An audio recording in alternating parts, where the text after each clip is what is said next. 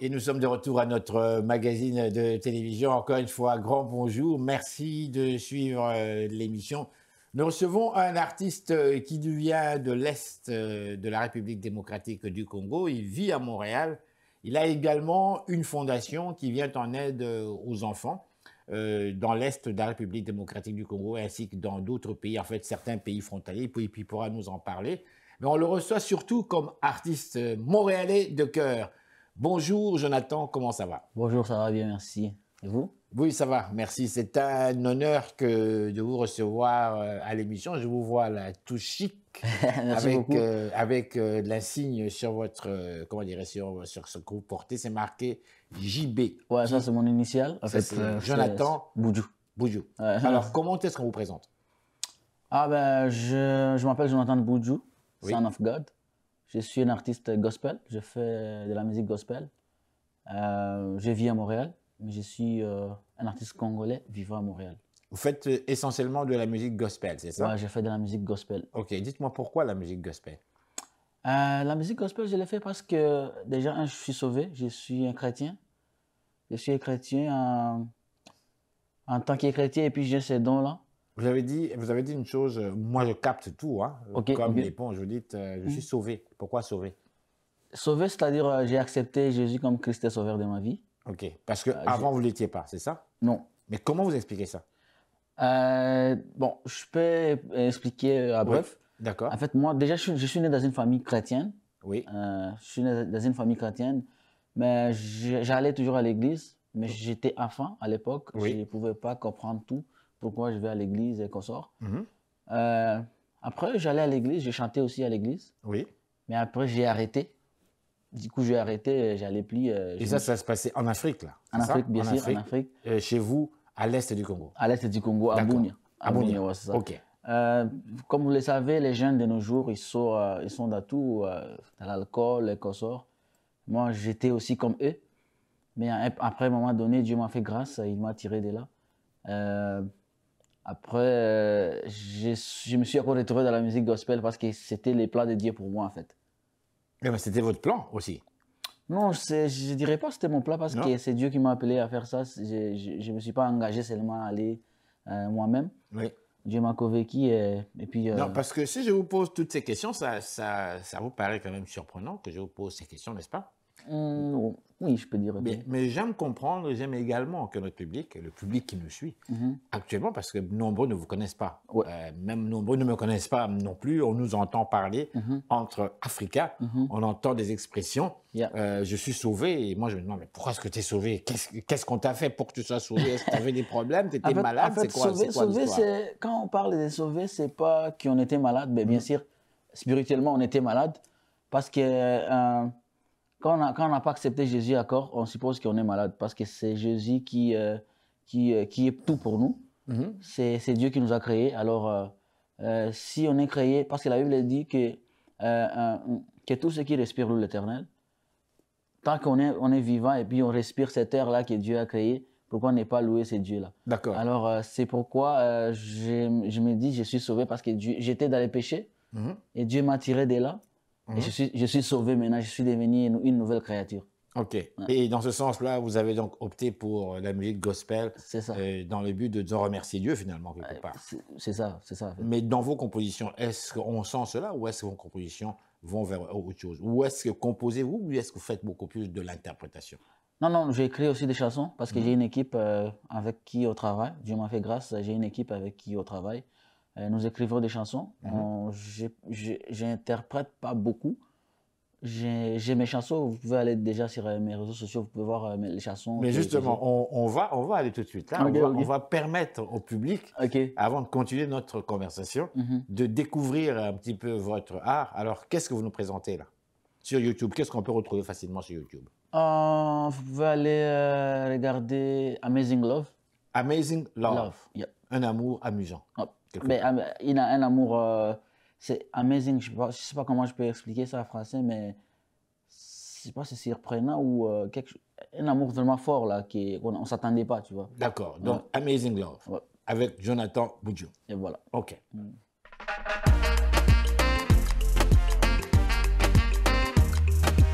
Ça me prend des graines.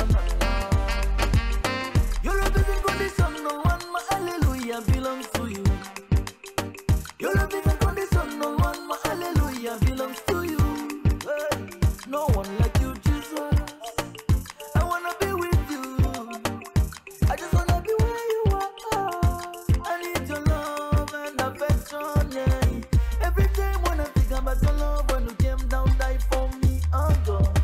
Every time when I think about your love, when you came down, die for me, oh God. Oh. Who am I, Lord, to deserve this amazing love? You are so great. Who to go when you go when man you wanna cause it? I just wanna be with you. I just wanna be where you are. Your love is so powerful, my God. Nakukunda chane.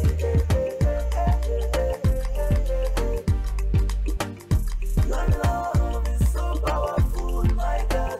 Nakukunda chane.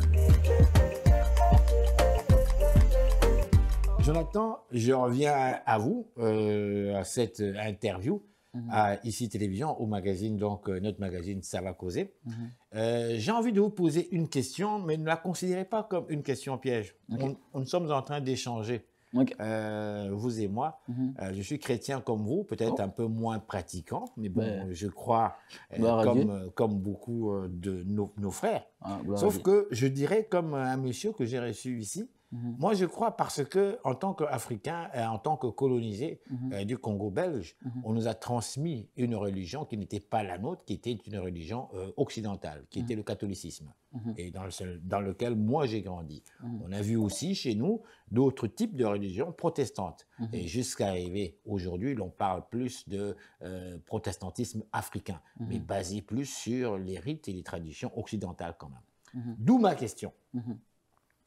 Dites-moi, est-ce que vous êtes-vous déjà posé cette question au sein de notre religion, le christianisme? Pourquoi est-ce qu'on on nous pointe du doigt déjà comme « toi tu as péché ». Donc tu n'es même pas encore dans la religion, Ouais. tu es en train de réfléchir, dire est-ce que, bon, comme on dit, est-ce que j'embarque ou pas, on te dit « tu as péché ». Tu es un pécheur, tu es un pécheur, tu as un péché là. Donc, en partant déjà, là, on te culpabilise en partant, carrément.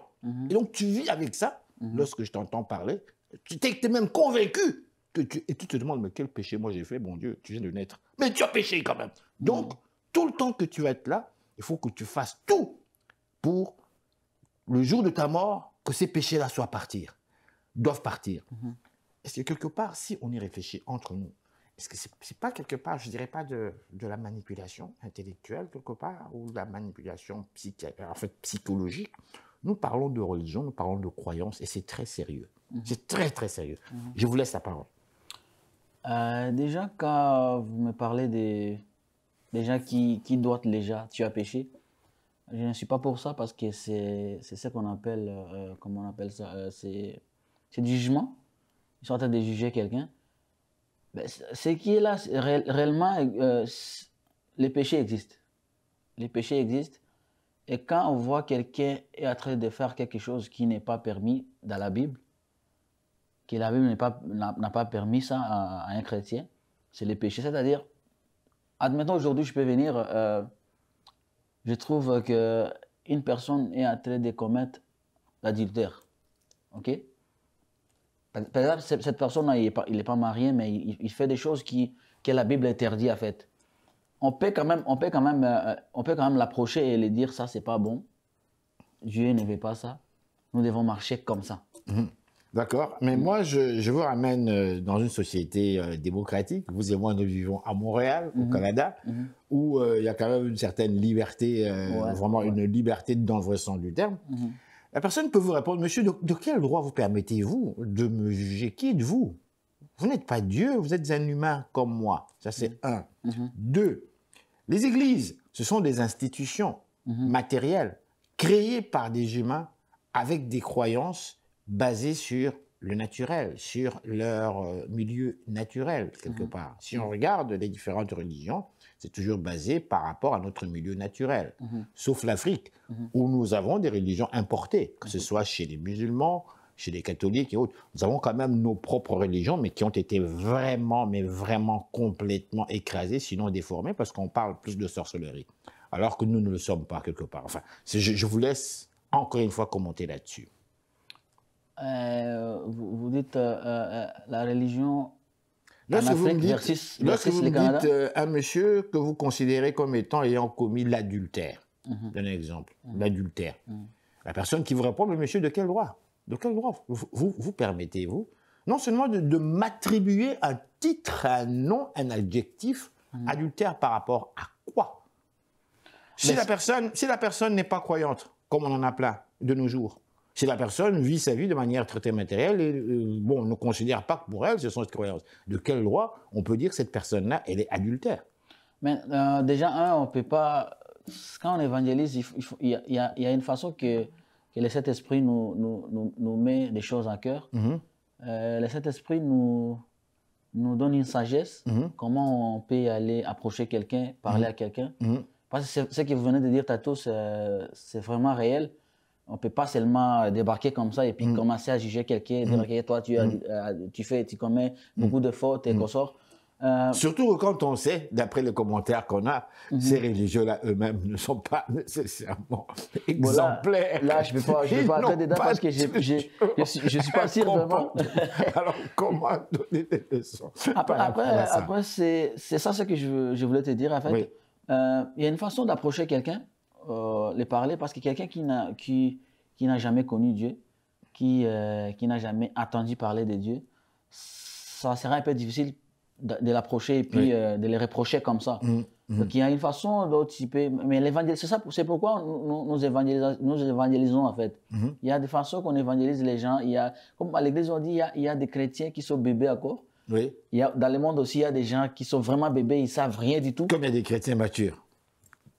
Et comme il y a des chrétiens radicaux aussi, qui vont dans l'extrémisme. Mais on va revenir à votre musique comme telle. La musique gospel, pour vous, c'est une manière, si j'ai bien compris, d'exprimer en fait votre talent, mais également votre amour, votre religion, n'est-ce pas, envers Dieu. C'est ça. C'est plus pour prêcher parce que la base, quand on fait la musique gospel, c'est pour prêcher la bonne nouvelle. Comme la Bible en déclare, aller dans le monde et prêcher la bonne nouvelle. Oui. Et nous aussi, nous prêchons les gens au travers de la musique. D'accord. Ouais. Alors, à Montréal, ici, vous êtes originaire du Congo. Je suppose que vous êtes dans la communauté, vous êtes dans la diaspora. Qu'est-ce que vous constatez? Qu'est-ce qui est marquant? Qu'est-ce qui est frappant? Constater dans la musique? Oui. Pour être honnête, je dirais d'abord la musique, vraiment, si je parle en général d'abord, après je vais retourner sur la communauté. Oui. La musique gospel n'a pas assez d'espace à Montréal. Je ne sais pas si je m'avais... Allez-y, n'a pas assez d'espace, oui, on vous comprend, oui. On ne donne pas assez de... On ne peut pas s'exprimer, en fait. Oui. Parce que si vous voyez aujourd'hui des artistes séculaires, artistes comme on dit, les artistes mondains, et ils ont vraiment une plateforme vraiment qui les vendent. Qui est organisée, qui les aide à bien s'exprimer en fait. Mais chez nous, dans la musique gospel, c'est pas pareil. Ça aussi, c'est un problème d'abord. Comment est-ce que ça fonctionne? Mais pour nous, déjà, il n'y a pas de soutien comme des producteurs qui peuvent venir dire, OK, aujourd'hui, on va produire les artistes gospel, genre on va faire un concert à plein air, en été, on va faire des festivals gospel. Ça, ce n'est pas vraiment beaucoup ici à Montréal. Bien que ça existe, mais ce n'est pas vraiment comme des artistes séculaires, des artistes mondains, entre parenthèses. Okay. C'est déjà pas bon. Et puis si maintenant je m'en vais dans notre communauté, c'est aussi la même chose. En tout cas, je vais quand même dire ça parce qu'on est là, on est à la télé, c'est pour aussi édifier des choses qui ne marchent pas. Déjà, dans notre communauté, il n'y a pas l'amour à ça pour ça.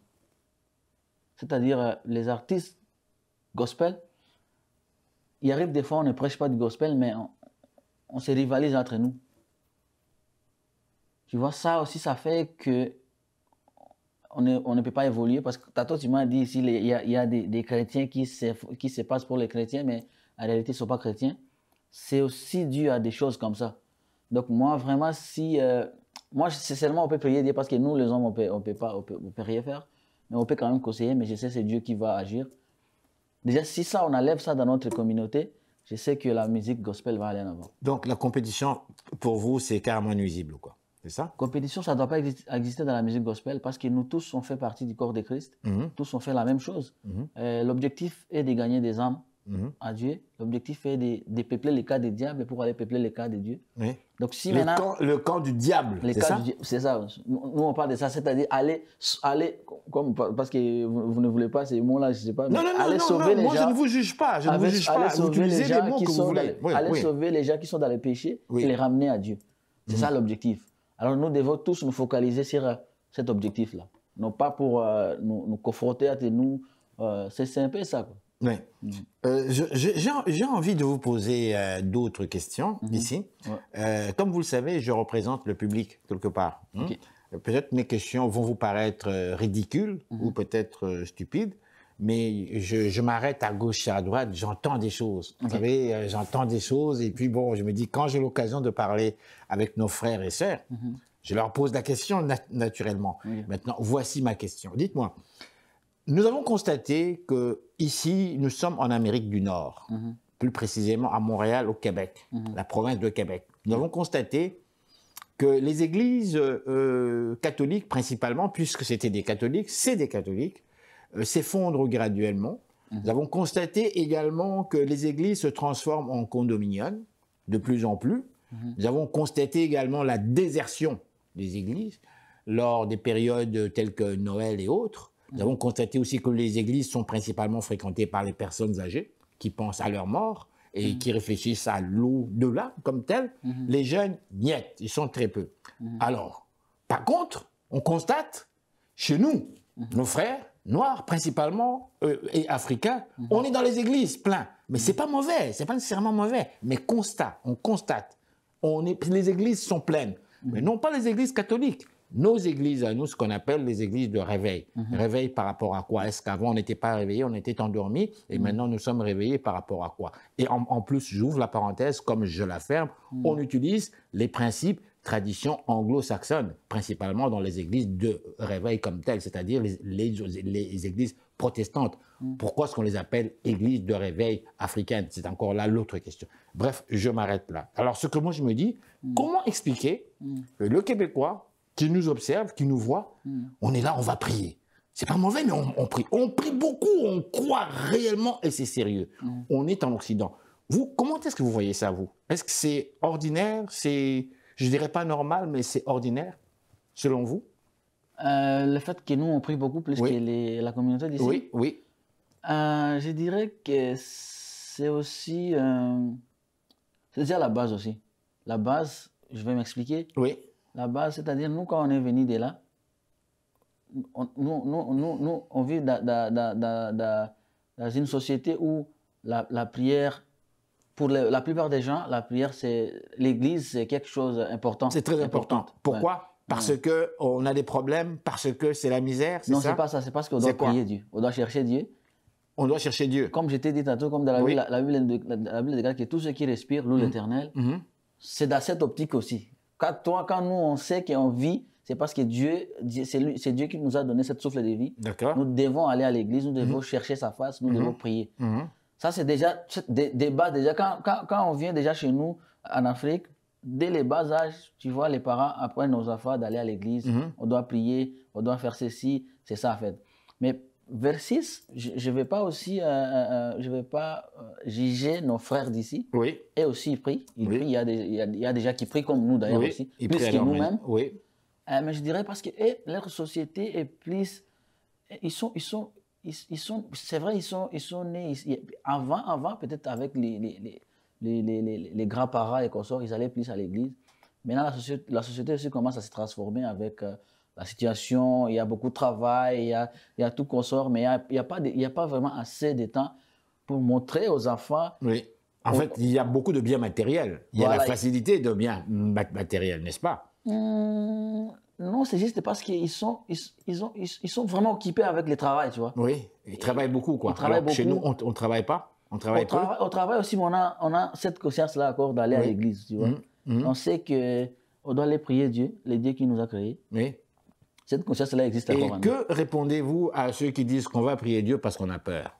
Peur. On a peur de mourir, On meurt très jeune chez nous, on meurt n'importe quand chez nous, on manque de beaucoup de choses, on est des pays pauvres comme tels, les gens n'ont pas d'emploi, il y a des femmes qui ne font pas d'enfants, qui rêvent d'avoir des enfants, des hommes aussi. On prie pour X, il y en a qui sont malades et qui se disent « je vais peut-être mourir ».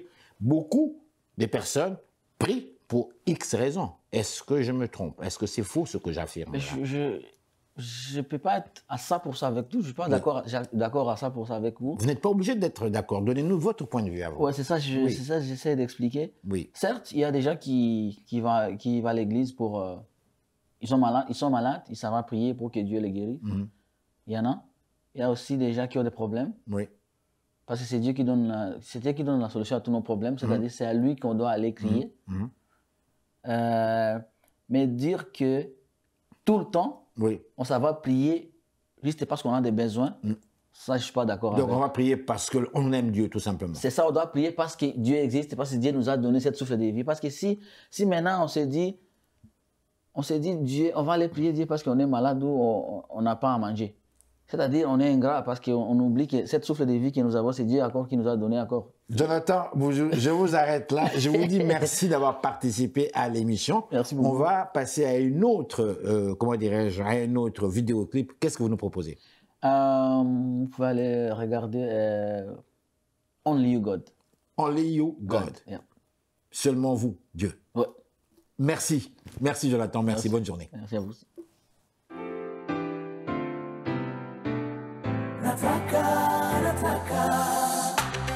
Oh, no, no, nataka Yahweh. Oh, mwanzo kulikuwa na neno, neno ilikuwa ni nuru, nuru ilionga gizani, anayeitwa Bwana Yesu Emanueli, Mungu pamoja nasi. Bwana wangu nimuhitaji, nataka nikuimbia maisha yangu yote, mimi nikuabudu na moyo wangu wote, nikuabudu. Only you, Bwana na kweli, only you.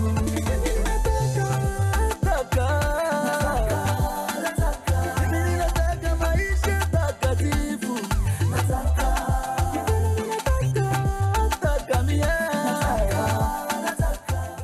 Madame, Monsieur, bonsoir. Ici Henri Ngaka. Ne ratez surtout pas nos prochaines émissions présentées à ICI Télévision depuis Montréal. Ça va causer. Et voilà, c'est déjà la fin de l'émission. Nous espérons que vous avez aimé. N'hésitez surtout pas de nous faire part de vos commentaires. Je vous dis pour ma part, grand merci au nom de toute l'équipe. Ici Henri Ngaka. Au revoir et gardez le sourire.